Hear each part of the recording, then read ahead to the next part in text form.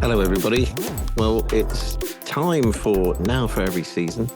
Now for every season, there's a thing, something's going to happen. What's that all about? I told you I'd only just woken up. Everything must change. Now everything changes. Yeah, so, hello, everybody. Shut up, let's get on with this. We'll go back to bed. Okay, everybody. Welcome to Now Everything Changes. Hold on, my sister listens to this and she calls us the three grumpy old men. Well, all of that bit of the goes at the beginning, unless you put it up immediately because you don't have the patience to wait.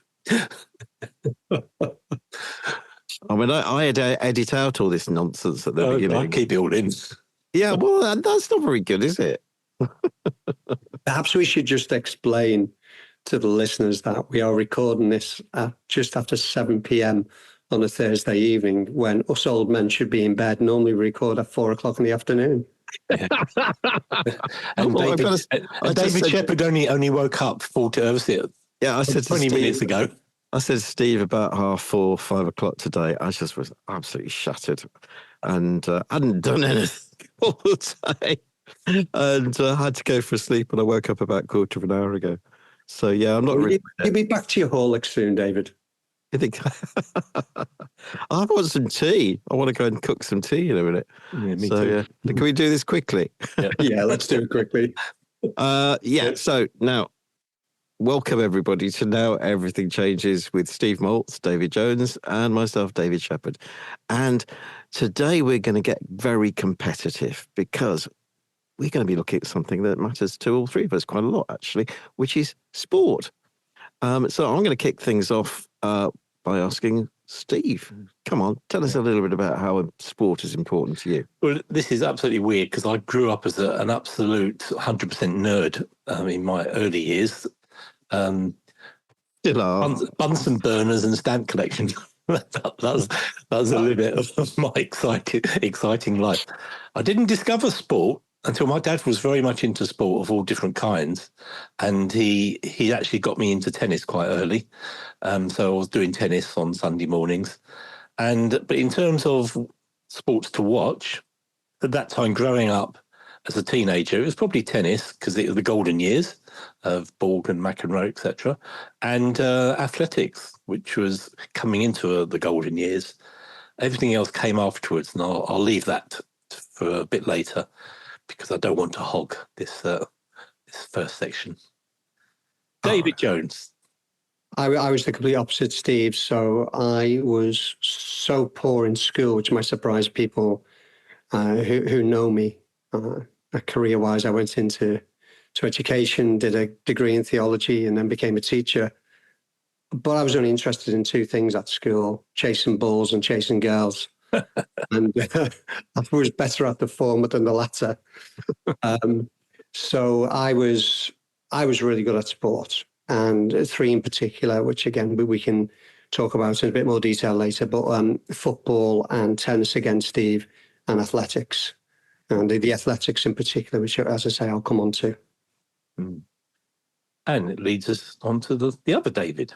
Oh, well, I guess, I don't think I was ever particularly sporty in anything. I can remember when I was playing, I had to play rugby union when I was at school because I lived in Rugby. And the school I went to was called Lawrence Sheriff Grammar School. And it was originally known as the Lower School. It was founded by some grocer of Elizabeth I called Lawrence Sheriff. And it was originally set up as something to help the boys of the town as a result of rugby school also being in the town. Rugby school, big private school for very wealthy people. It's still there now. But and so there was a kind of compulsory thing that we were going to play rugby union because rugby started at rugby school when William Webb Ellis picked up the ball when playing a game of football and ran with it. Or so the story goes, whether it's true or not. But I do remember spraining my ankle and being carried off the field when I was playing rugby union. And I think thereafter I tried to avoid sport as much as I possibly could. And library duties was probably the way that I managed to avoid sport as much as possible. Yeah, it's funny. My school years was, I mean, you and I are very much peas in the pot. In a pot. I went to a minor public school. Our PE teacher was an absolute sadist. And the worst thing you can do as a school kid is to be singled out for something early on in your school life.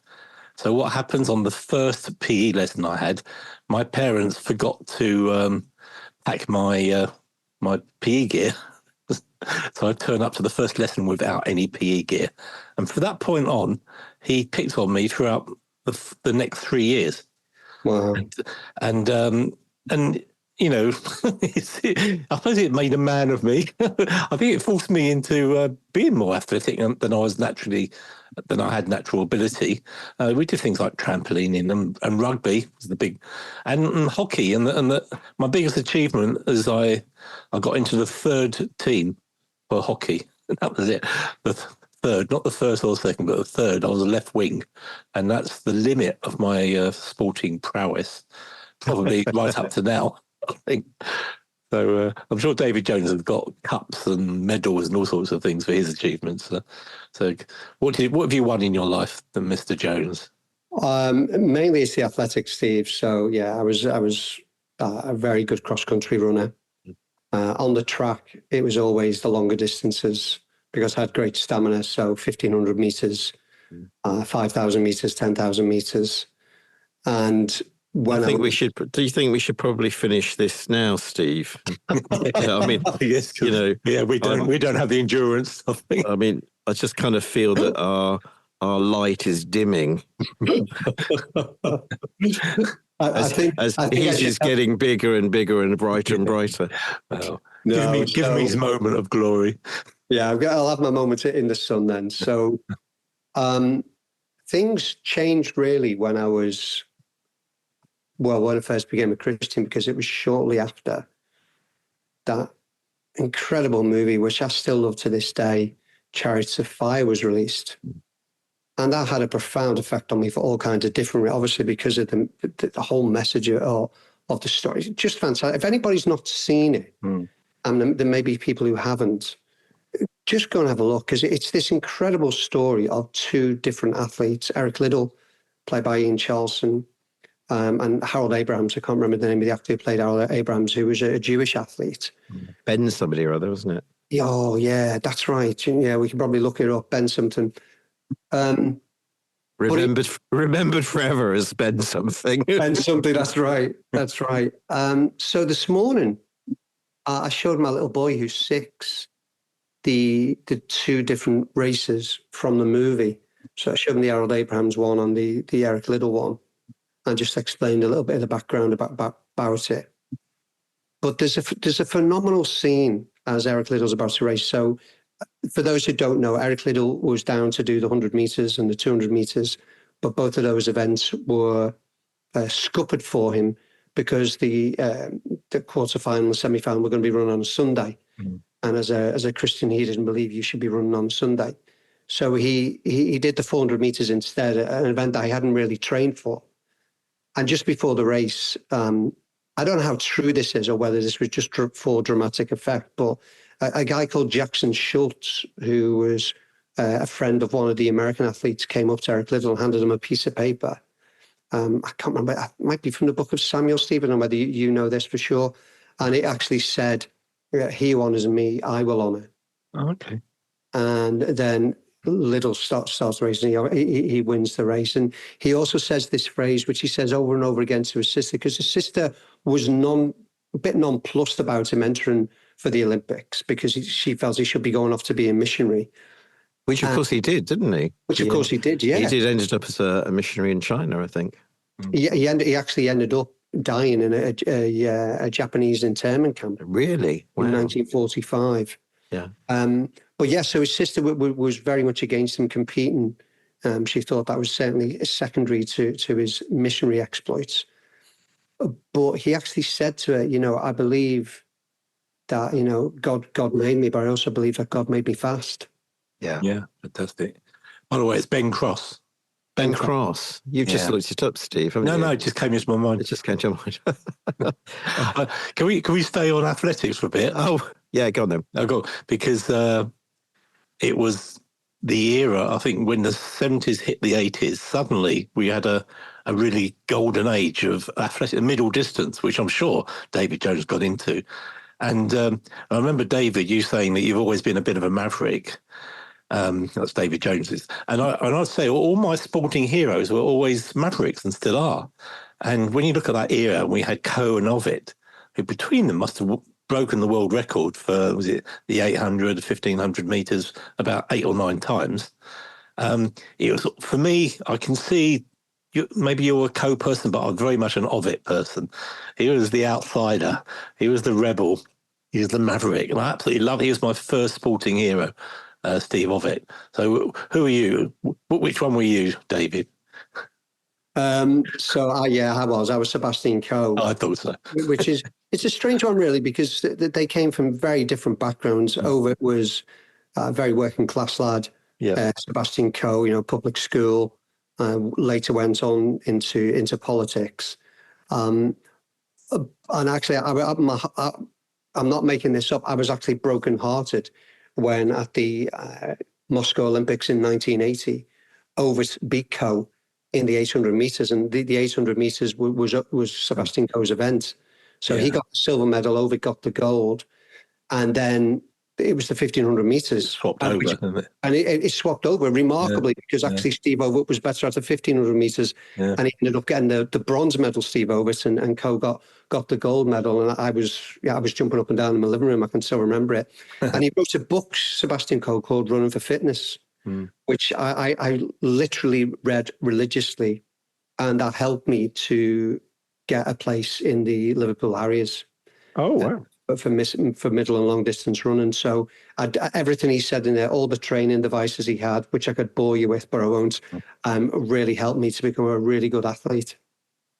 Wow. What about Steve Cram, who came a bit later? Yeah, I love Steve Cram as well. Yeah. I mean, if you go back, you had Brendan Foster, who then was commentating on all the... Yeah, I remember him. Really great guy, really liked him. And obviously he knew Steve Cram really well as well, because they're from the same area of the country in the northeast. But for me, probably my second hero was Daley Thompson. Absolute maverick. He did not care, did he? But he was so far above everyone else. And in terms of being competitive, that was a big thing about him, because he had this rival from Germany, didn't he? And he used to regularly beat him in all the Olympics. And he was so graceless about it. He used to shove his face in the dirt, didn't he? He was mocking him. He even had a T-shirt on, to actually mock his. I thought, well, this is great. This is like really showing that you have got something special, because he's still around, and I think he nurtures young athletes now. Maybe he's softened a bit, but he was certainly an anti-establishment figure. And I think for me, all the sports people who fit that profile are the best. And I was wondering, David Shepherd, whether you have any cricket heroes that are the mavericks, or do you go with the mainstream? I'm not sure if you would call them mavericks. Well, I suppose in a sense, yeah, because there was one character who, when I was growing up, I absolutely loved, and he was always at odds with everybody, and that was somebody who I call Sir Geoffrey Boycott. Yeah, he's not a sir, but I love Geoffrey. I loved his whole approach to everything. I mean, he once spent, I think it was almost a day and a half, scoring about 5 runs. But he had a view about everything, which often was at odds with the general view that everybody else had. And I think he rubbed people up the wrong way all the time. I can remember once hearing a story about him being at a presentation, which was an evening thing, and David Lloyd, who is known as I can't remember what they call him, but he was the Bumble, and he was going to receive some kind of award. Anyway, I think Geoffrey was providing or was going to give the award, and when he came up, he kind of said something like, right, well, okay, I'm going to give this award to David Lloyd. I don't really know why I'm doing it, because he's never done anything in cricket. And it was that kind of Those are not exactly what's happened, but that's what I remember. It was along those lines. Yeah. And as he got older, I think he mellowed a lot, but he always had insight to the game, which just was invaluable. And he upset practically everybody, including the whole of Yorkshire. Yeah, he lives in South Africa, actually. I think he's well into his 80s now, if not his 90s. And he retired from doing Test Match Special a few years back. But loved Jeffrey. But I just going to go on to something else really, which is like favourite moments. You mentioned a few, but my favourite moment all time in sport was when we were on holiday near Bournemouth, and I'd gone to Christchurch for the day. This was a Thursday, August the 6th, 2015. And we found this little tea room, really, which was just at the end of, it's a river that goes out at Christchurch. And there's a little bridge, and just below the bridge, there's this garden area, and there's a lovely little tea room. So we thought we'll go there for the morning. And we arrived there about, I don't know, just about 11 o'clock. And being mad cricket fans, we had the cricket on the radio. And I went out to get the ticket to put, to pay for the car parking. And as I walked back, Debbie shouted out, "Stuart Broad's taken a wicket." and I went, "What?" The match has only just started. This was the third ball of the day, and he'd taken a wicket. And we put the ticket on the car, we got out the car, we started walking, and it was like a 5-10 minute walk to where the team room was. And we'd gone no more than about 20 yards when we could hear on the radio, we were walking along, how you used to do. We had the radio, I had it on my shoulder, listening to the cricket. And suddenly, within a few yards, it was, "He's taken another one." And this happened all the way to the tea room, and I think he'd lost, I don't know, about 3 or 4 wickets by then. And we sat at the tea room, drinking our coffee and tea, and wicket after wicket fell. And I've got some of the things here which it says about it. It was one of the most amazing days of cricket, because in the end,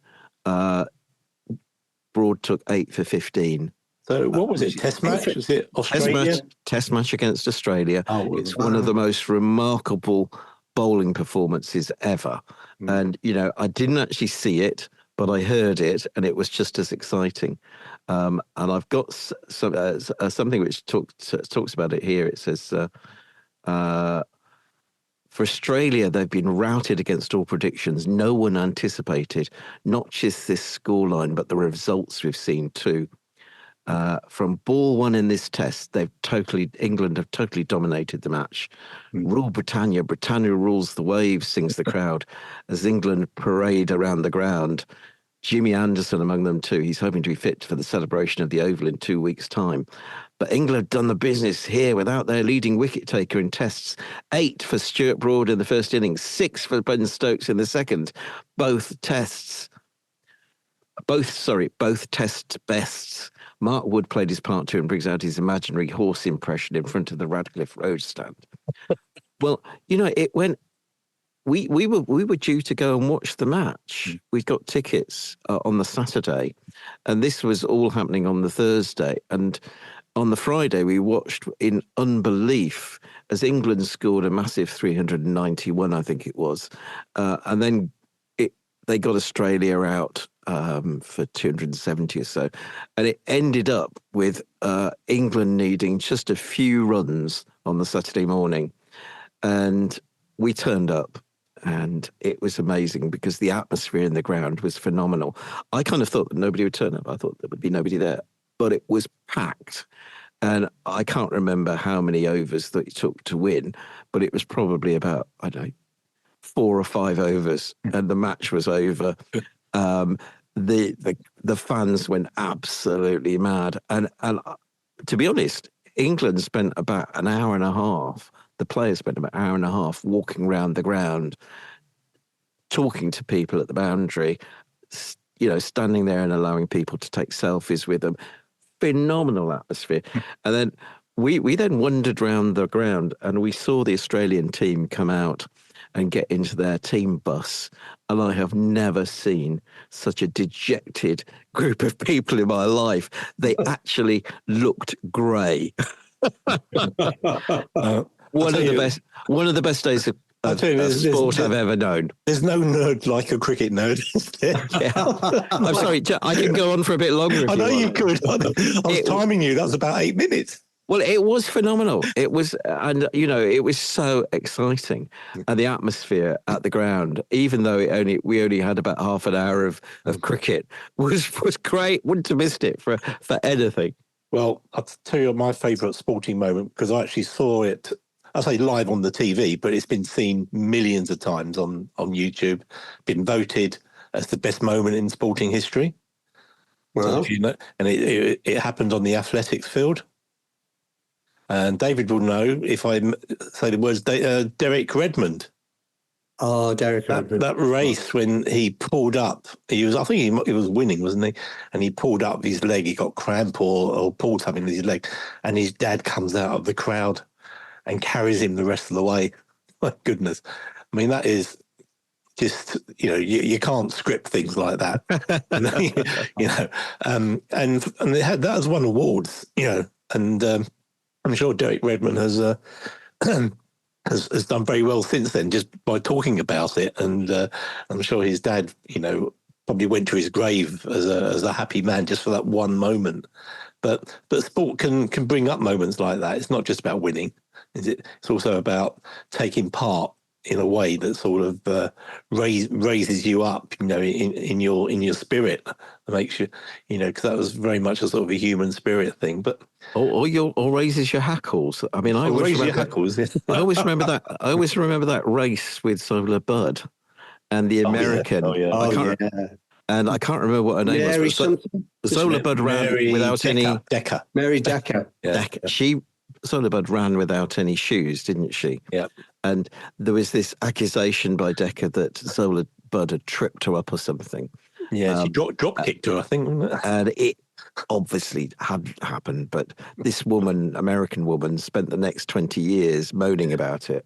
Yeah. But that was quite incredible. I mean, I remember, it was. Well, in that race, the American woman, she was the darling of American sport. That's right. And she was expected to win quite dramatically, and this Zola Budd came from nowhere. And she just basically fell over, didn't she? Yeah, it didn't fit the script. Yeah. I'm sorry, but I've got to go back to my broad. I'm not cricket. I'm going to tell you, I've got the scorecard for Australia in the first innings here. Listen to this: Rogers caught Cook bowled Broad 0. Warner caught Butler bowled Wood 0. Smith caught Root bowled Broad 6.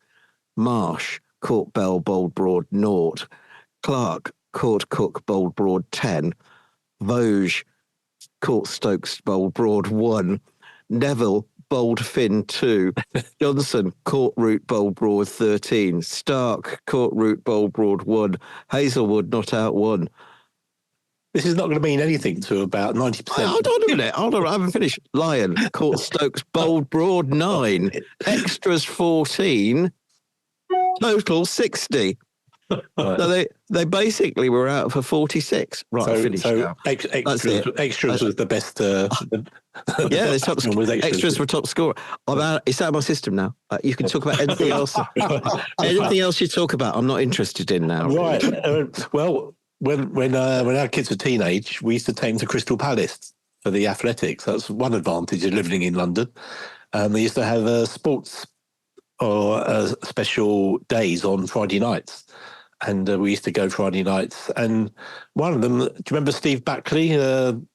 Javelin thrower. Javelin thrower. Well, we were there when he did a world record. Wow. Right in front of us. And we actually thought, it actually happened. To actually be there live, not on TV, for a world record is something that is so rare. You just want to savour it and remember it. Because in those days, we didn't have mobile phones or video. No, that's right. Yeah. You know that saying about if a leaf fell in a forest and nobody was there? Yeah. would it have really happened or something like that? I can't remember what it is. Yeah. Is that the saying? Well, that really happened. Yeah. But no, what I'm thinking about is without the crowd, that's most of these amazing events with and happenings with sports people. It's almost like they would never have been celebrated. It was almost as though they hadn't happened. But having the crowd there and the atmosphere and the people recording it, that's what kind of makes it celebrated. That was interesting, was it? Because during COVID, there were empty stadiums, but they still played the games. Yeah. And if it wasn't for Sky or, satellite, no one would have seen them either. Yeah, yeah. They would have played them and no one would have. Isn't it interesting? So in those situations, if we didn't have cameras there, then those games were just played for the benefit of the players. Yeah. So the best goal ever could have been scored and no one would have known. Nobody would have known. Did it really happen? Did it really happen? Yeah. It wasn't recorded. Yeah. It would be one of those conspiracy theories. It never really happened. Yeah, yeah. They didn't really land on the moon. Yeah. Well, let me tell you when my sporting love of football and rugby started. Football, I just hated. My dad was an Arsenal supporter, so that explains something. Took me once to see Charlie George and that lot in the 70s, and I never went back. When I went to university, it was 1974, and it was the World Cup, and it was the Dutch team. And I never looked back. That team still lives in my memory. Is that with Cruyff? Yeah, the Cruyff team, the total football. Absolutely. I remember watching it with everyone else in university, and it was the first time I ever watched football. And I thought, if this is what football is, and we think, from that team, what Cruyff did, he actually brought us to the situation with Guardiola at Man City. The way of playing all started back in 1974 with Cruyff. Yeah. So he was my footballing hero. And they lose because they were so arrogant in the final. Yeah. They thought they could walk it. And the Germans, being Germans, they never give up. So that was sort of a slight negative. But just to move on very quickly, and my rugby, interesting rugby, I just feel so privileged that I was exposed to the Welsh rugby of the 70s. Because absolutely, and they're all dying off now. Barry John, JPR Williams, JJ Williams, there's Phil Bennett. The only one still alive is Gareth Edwards. But they were absolutely phenomenal. They were. I still watch videos of the way that they played. They were amateurs. They used to, at half time, they were sort of swigging their beer and the fags. No special diets, parties the night before. They played like absolute angels. Yeah. Or demons, in some cases. And that really, I just feel really privileged to be able to talk about, that I was in the era of the 1974 football team, the Dutch team, and the Welsh team of the 70s for rugby. Yeah, yeah. I mean, I David might have missed this because he's a bit younger than us, but you and I, Steve, also remember 1966. Oh, yeah.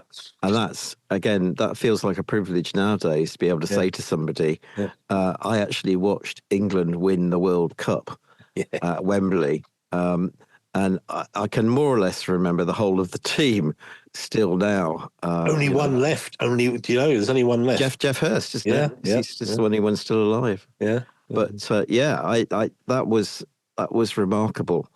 And I remember watching it, little black and white television, and being so excited, even though I was. But I've watched it recently. They colorized it and they put it on TV a few years ago, and it was a good game.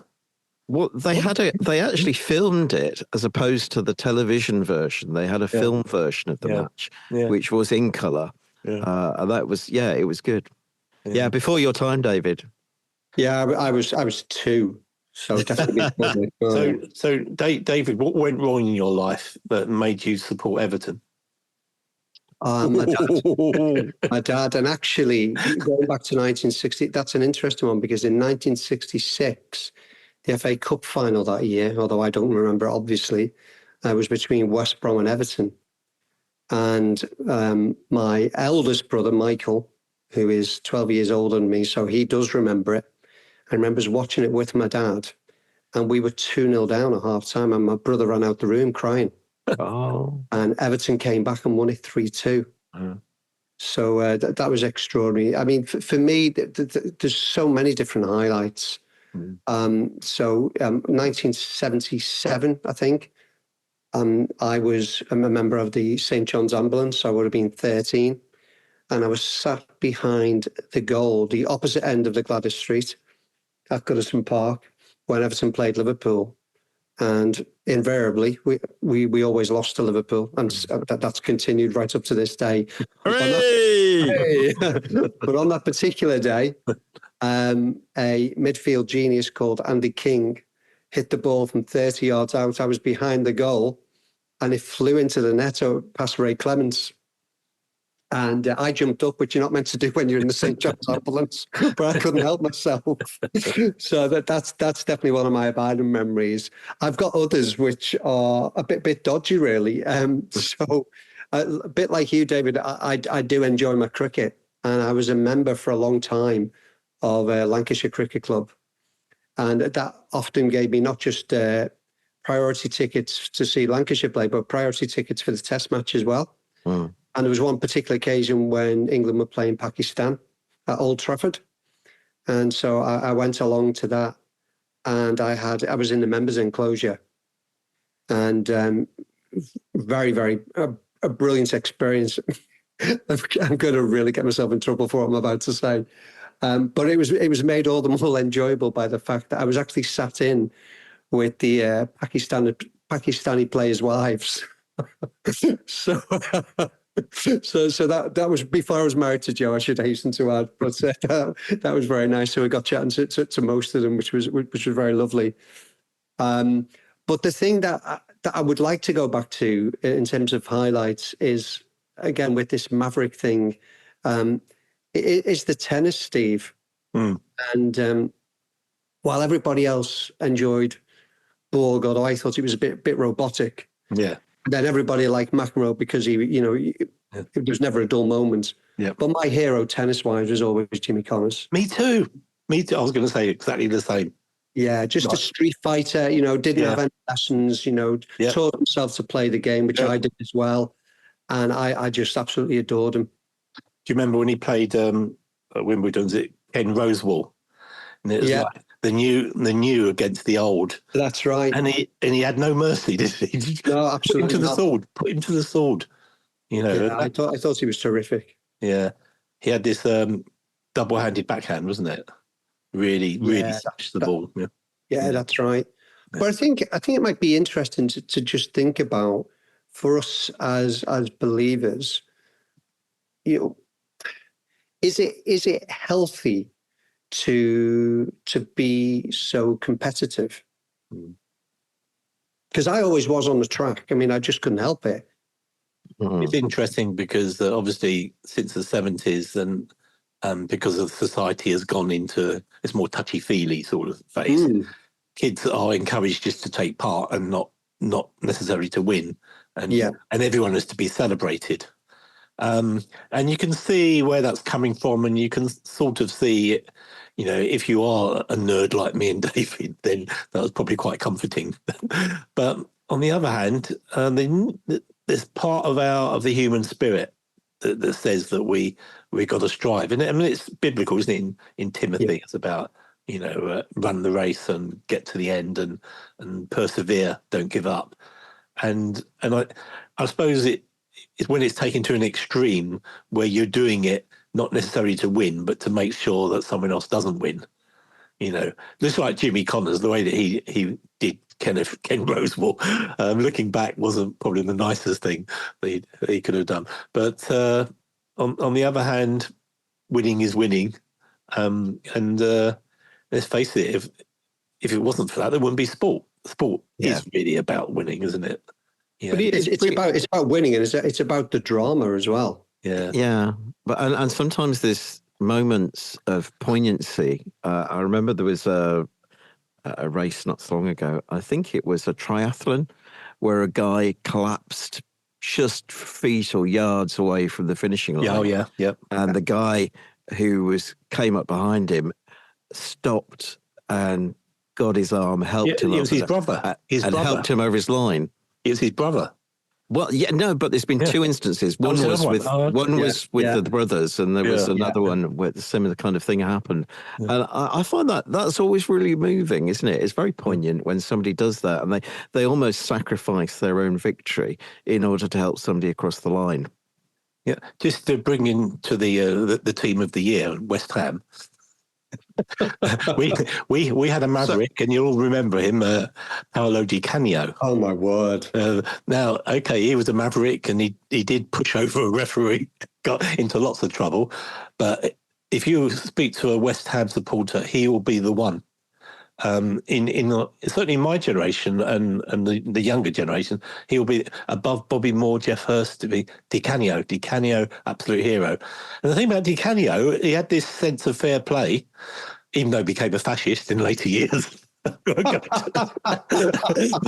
but there was a game, you probably remember it because they do play it a lot, when he had the ball in the penalty area and then the goalkeeper fell over.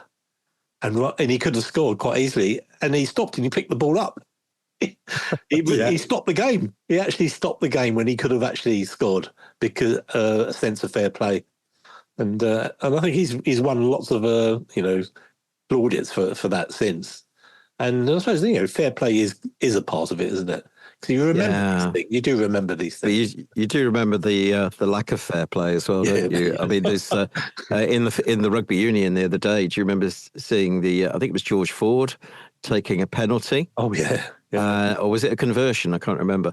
But he stood for quite a long time and then moved slightly to the left. Yeah. And who were they playing? I can't remember. But the opposing team started to run towards him and kick the ball away before he had a chance to take the conversion. It was Wales, wasn't it? Wales. And I think it was actually, because I can remember he just twitched. He did a slight twitch. Slight twitch to the left. Yeah. And apparently it was within the rules, but he was. And I also remember there's something that happened, I can't remember so long ago in the cricket, where a bowler. Cricket, not again. Bowler came into bowl, and the batsman was backing up a little bit too much, and he was out of his crease at the umpire's end, the bowler's end, and the bowler just knocked the bails off, and he was out. That. And there was a real controversy about it. Yeah, I thought that was outrageous, actually. It was outrageous. It was absolutely outrageous, and I was so across about it. Oh, I'm sure Colonel Blimp was really irate about that. Yeah. But so some things are against the spirit of the game. Well, it felt like it was against the spirit of the game. It was legal. The guy was definitely out, but I mean, he could have just warned him, couldn't he? First. Yeah, going back to Mavericks. We're back to Mavericks now. I've got a list of Mavericks. I just wonder what, particularly with David Jones, would actually identify with any of these. Matt Le Tissier. What a fantastic player. Southampton player, but never played for England. I never understood that. Never understood that. He was a genius. Yeah, absolutely. Of his generation, he was a one-off. A conspiracy theorist now, but a genius as a footballer. Yeah. But obviously now he's into lots of controversies in other ways. But he never played. I think maybe played once for England, but never left Southampton, which is interesting. But going back a generation, me and my dad used to love this player for QPR, Stan Bowles. Remember him? Stan Bowles. I remember Stan Bowles. Yeah, he ended played for Wolverhampton, wasn't he? No, QPR. QPR. Yeah. Oh, okay. He ended up as a gambling addict and had to leave the game early. Yeah, a bit like Paul Merson. Yeah. Duncan McKenzie. Oh, I used to love Duncan McKenzie, Steve. Yeah. I think that was Leeds, something. Yeah, so he played for Leeds and Everton, and it's interesting that because although I grew up supporting Everton, I had a great affinity for that Leeds team of the 1970s. I could probably name the whole team. The Don Revie team. The Don Revie team, yeah, and they were naughty at times with Norman Hunt and Billy Brabham, but they were Alan Clark and Peter Lorimer. I thought they weren't naughty, David. They were thugs. Norman bites your legs. Norman bites your legs, Hunter. Yeah, that's right. Thugs. I remember. That was all under Don Revie, wasn't it? Who caused all those problems? I think the way he managed them. Yeah, I must admit, though, I had an interest in that team as well, because I probably could remember a lot of their names as well, because I think they just won everything, similar to the Arsenal team about the same time, and a lot of Liverpool teams. Well, of course, we're not meant to mention Liverpool. Though David up top there, are you a Liverpool supporter? Yeah. Are you quite? So we've got Liverpool and Everton here, have we? Yeah, Unfortunate. Yeah, well, Keeping it quiet. Never mind. Let's go on. Don't rain on my parade, David Shepherd. Well, I think probably we ought to compromise and go for Tranmere Rovers. Well, maybe not. No. So what about those things that are like in the Olympics and in other ways are called sports, like darts and snooker? Are they sports? No. I mean, you don't have to train physically for them, but they are called sports, aren't they? There's skill involved, isn't there? But Yes. where do you draw the line? It's interesting. We started off talking about Eric Liddell, and he won the gold medal in the 400 meters at the Paris Olympics in 1924. And I noticed when I was thinking about the podcast this week that this year's Olympics are going to be held in Paris as well. And again, you've got some of these ludicrous sports that are going to be included for the first time. So I do find that a bit bizarre. I mean, where do you stop at chess, drafts? Where'd you go? Tiddlywinks? Yeah. Marbles, yeah. Marbles? Yeah. Yeah. Why not? So, yeah. There's obviously the skill involved in all those. I see those as games rather than sports. I think it seems to me, even if you're 16, the main event really with darts is drinking beer, isn't it? It seems to be, doesn't it? I mean, any sport where they don't have to have a shower afterwards. It's not really. I can't imagine darts. They just carry on drinking afterwards, don't they? Yeah. And probably snooker as well. I don't know. You were talking about mavericks. I mean, I always thought that Man United, Eric Cantona was a real maverick, wasn't he? Yeah. I mean, I can't remember what the ridiculous thing he came up with when he attacked somebody in the crowd. Yeah. Do you remember that? Oh, yeah. Karate kick, yeah. Yeah, it was something along the lines of, wasn't it, when something to do with seagulls. Yeah, when the seagulls are following I don't know, a fisherman's boat or something, they know when the fish is going to be thrown over the side, something like that, wasn't it? And it was everybody at the press conference went, Yeah. What is he talking about? Yeah, they should have read some of Steve's books about Greek thinking. But on the other hand, a phenomenal player. Yes. Yeah.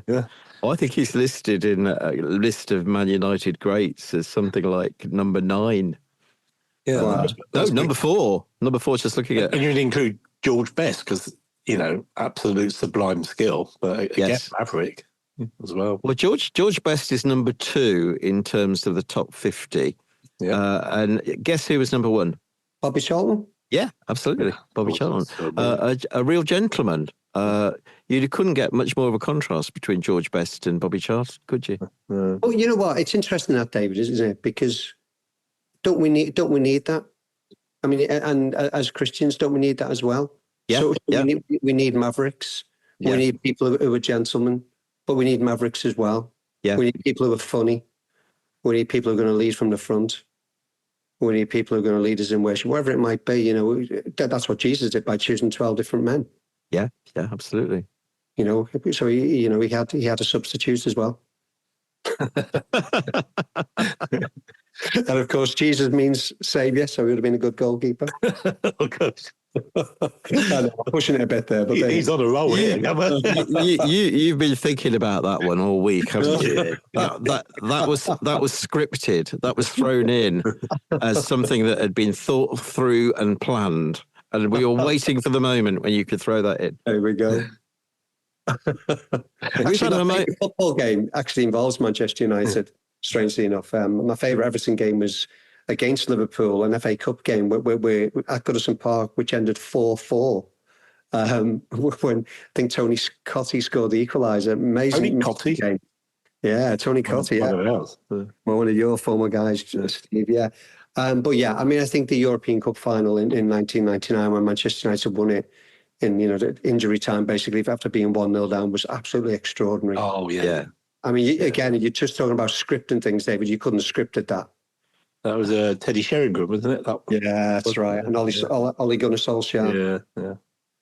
That's the great thing, isn't it, about sport, is sometimes the underdog comes and wins. And I'm always rooting for the underdog. I mean, it's strangely with rugby union, I have always whenever Italy play, even if they're playing England, I want Italy to win because they never win a match, and I want them. I'm rooting for them. Come on, you've got to win. I think they beat Scotland once. I think they've never beaten England. Wasn't there that wonderful? Was it 1992? And the war in Yugoslavia had just erupted. And so Yugoslavia, who'd qualified for European Championship, were banned from playing. And so it went to the team who'd finished highest in their table. And that was Denmark. And they went on to win it. Won it. Yeah. Amazing how sport throws up these. And of course, Leicester in the Premiership a few years back. Yeah. Bizarre. Yeah, you just can't make it up, can you? These things. No. Here's a question for you guys. What sports do you think Brits follow most? Oh, that's a good question. I mean, I would say you would think football, wouldn't you, is the number one sport. Spot on. Apparently, 80% of sports fans follow football to some extent, even if it's like me that, I'm not somebody who attends matches, but I do love watching it on the television. Is fishing considered a sport? It's actually not in the list of sports that people follow, but about 104,000 people in the UK participate in angling. Yeah. Which is a surprising number, isn't it? I mean, it's almost as boring as cricket, isn't it? Just sitting there with nothing happening for ages.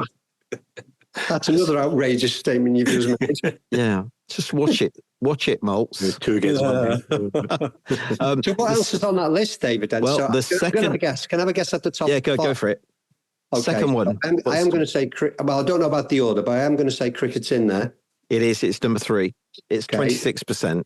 I'm going to say... Which, when you think is such a big gap between that and football. Absolutely. 80% to 26%. Rugby union? Rugby's 25%. Okay. I'm going to say Formula One. 21%. Well, motorsports in general, 21%. Yeah, okay. I can't think what the next one would be. Tennis? Well, tennis was 25%. That was number 5. But the surprising one for me was 29%. Following golf. Boxing. Oh, boxing, okay. Yeah. Golf is down at 16%, followed by 14% for athletics, 13% for American football, which I find unbelievable because I find it unbelievable. I don't even think it's a game, is it? No, I mean, I just don't understand it. It's pretend rugby, isn't it? And all they do is they stop for long times and then they bring new people on and the ball's in the air and they do something for 2 seconds and then everybody gets very excited. It's just set plays. There's no ebb and flow. I mean, when you watch rugby, a passage of play could go on for like 5-10 minutes. There'll be like 25 phases where the ball's in play all that time and they're running to a standstill. In American football, they kick the ball once, jump a bit and then stop. Well, Steve, I've got to say about that. So with the American football and the baseball, I've been to live games in the US to watch both and found myself, contemplating my own death. Absolutely awful things. Awful. The sporting equivalent of jazz. Yeah, absolutely. That's right. That's a great analogy, David, and well remembered.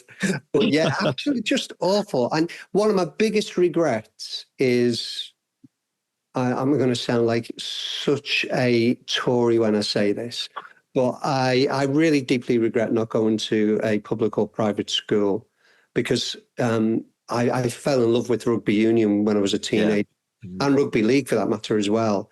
And I never played rugby at all.